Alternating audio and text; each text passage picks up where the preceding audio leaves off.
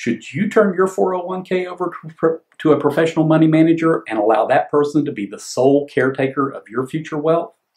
That's a question I want you to ponder, so stay tuned.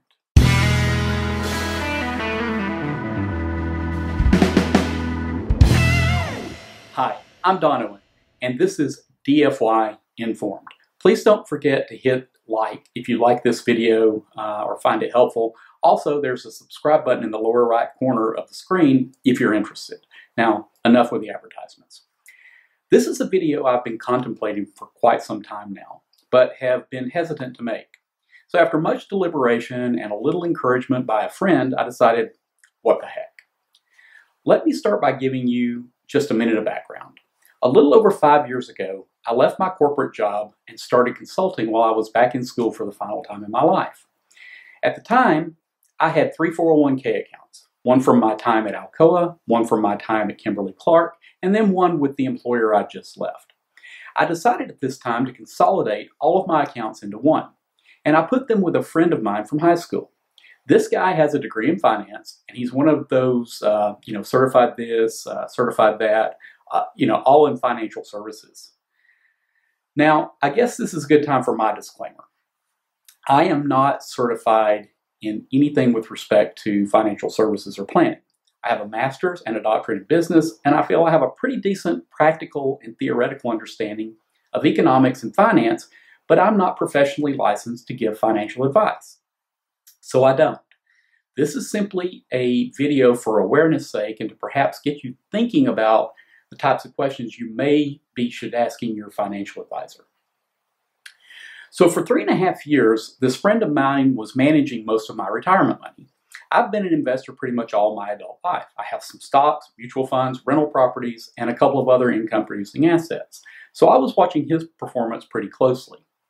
Over the course of the 3.5 years he had my money, the overall market, as measured by the Dow Jones Industrial Average or the S&P 500, was up in the 25 to 30% range. Meanwhile, my 401k funds were up just under 7%.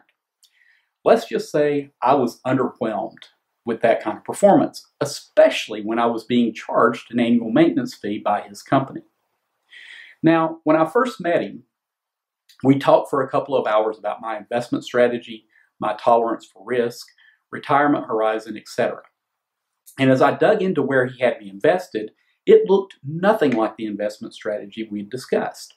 I was spread out over 10 different mutual funds, all with high expense ratios, and with many of the funds having 60 to 80% overlap with the other funds in terms of the individual stocks which they held. So after a bit of soul searching, I decided to take over my own 401k funds management. I had an account with what was then Scottrade, now TD Ameritrade, and I had all of those funds and whatever cash was uninvested moved into an account where I could make the investment allocation decisions. My first order of business was to sell out of all those 10 funds, most of which I'd never even heard of. I also made note of the prices the funds were at when I left them and have tracked them ever since. 14 months later, I am up 20.69% from where I took over. The portfolio for which he had me allocated is up just under 6% over the same 14 months. So what is my point of this video? It's not to suggest that you invest as I do. In fact, I'm not even going to share with you how I'm invested because, frankly, it flies in the face of conventional wisdom a bit.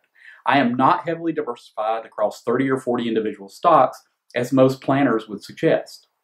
My point is this. Professional money managers / advisors make a lot of their money from mutual fund companies. They make these in what are called trailer fees and or load fees, either front end or back end. Mutual fund companies provide these so-called incentives to financial advisors so that the funds will be recommended to clients.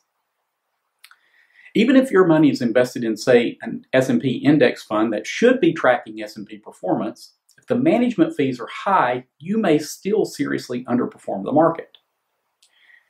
Here are my 3 points.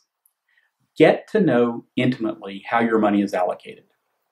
Find out which funds it's in and how those funds are invested.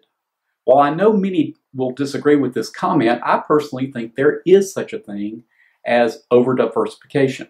It simply follows the rule of the law of diminishing returns. 2, find out the operating expenses of the funds in which they have you invested. These funds are required by law to report these. There are some great low-cost, highly diversified funds available to you. However, your money manager may not get the same compensation from those funds, and thus may put you in a higher cost fund that is essentially invested in the same instruments as the one with the lower operating expenses. 3, it's your money. It's your future. Don't let personal feelings, a close friendship with your financial manager, or the fact they have a business card with their name followed by an alphabet soup of certification credentials intimidate you from challenging their decisions. They make money off of your money regardless of whether your portfolio increases or decreases. It's their business. In fact, the only time they don't make money off of your money is if it's not under their management.